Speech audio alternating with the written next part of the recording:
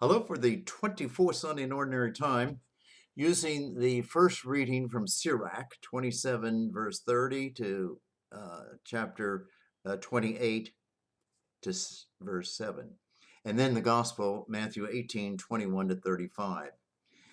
And it deals with the Gospel reading, namely,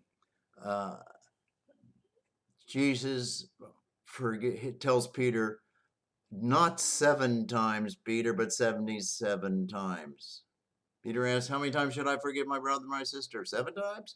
No, Peter, 7 times 7, 77 times, which means always. And then Jesus goes in and tells, he said, the kingdom of God, heaven is like. And he talks about a king and 2 servants. And I have a problem with the second part of this. The kingdom of heaven is like. Well, the king really represents God, I think. And the servant represents people, a servant, all the servants, and even represents us. So what's the problem?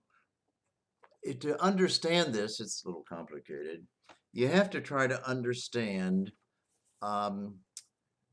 justice. There's 2 kinds of justice. And the first kind of justice is that these titles are tricky.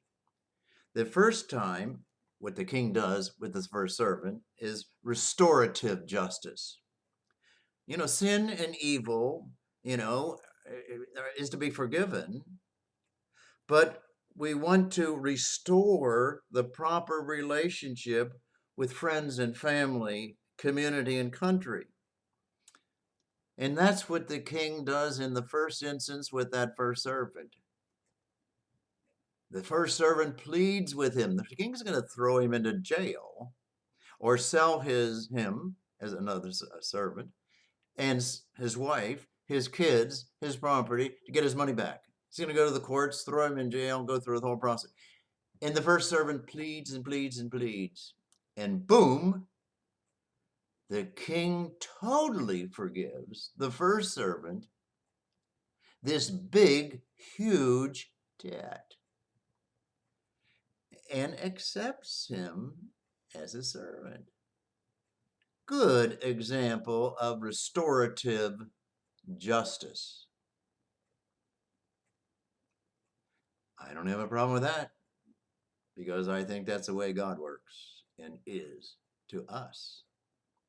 My problem is this, what happens with this second servant, where the forgiven servant goes to the second servant and he owes him a little teeny bit or a little small loan or whatever. And he throttles him to pay him back right now, and he won't. He won't do like the king did for him. And so he has him thrown in jail, or he throws him till he pays back the last penny with the small loan or the debt. Well, the other servants goes to the king, that we sort of equivocate as God, goes to the king and tells the king what this first servant did.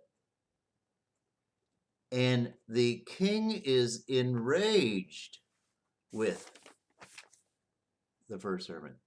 You wicked servant, I forgave you your entire debt because you begged me. Should you not have pity on your fellow servant as I have had pity on you?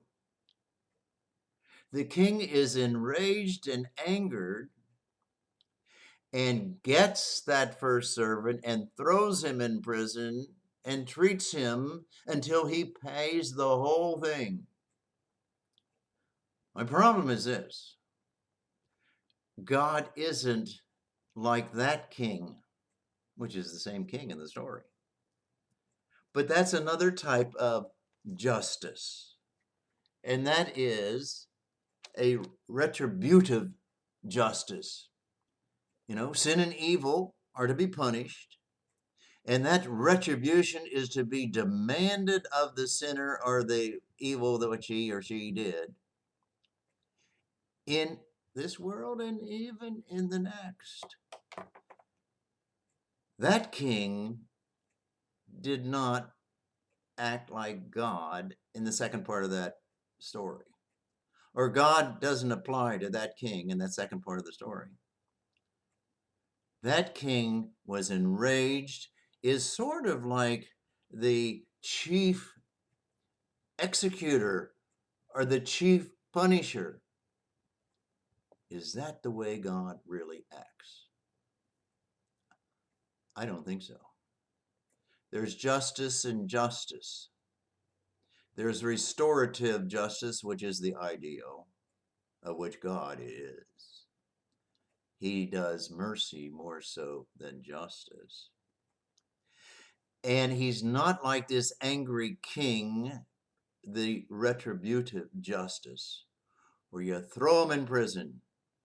That one, it winds up dividing everybody. There's the good and the bad. And there's people stay out of jail and the people we throw into jail.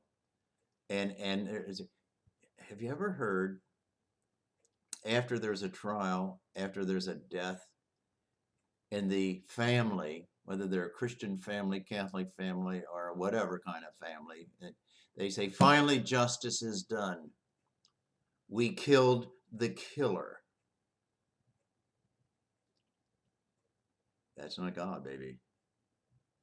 That's retributive justice. And that's not Jesus talking to Peter about forgiving your brother or sister 7 times. No, Peter, 77 times. Always.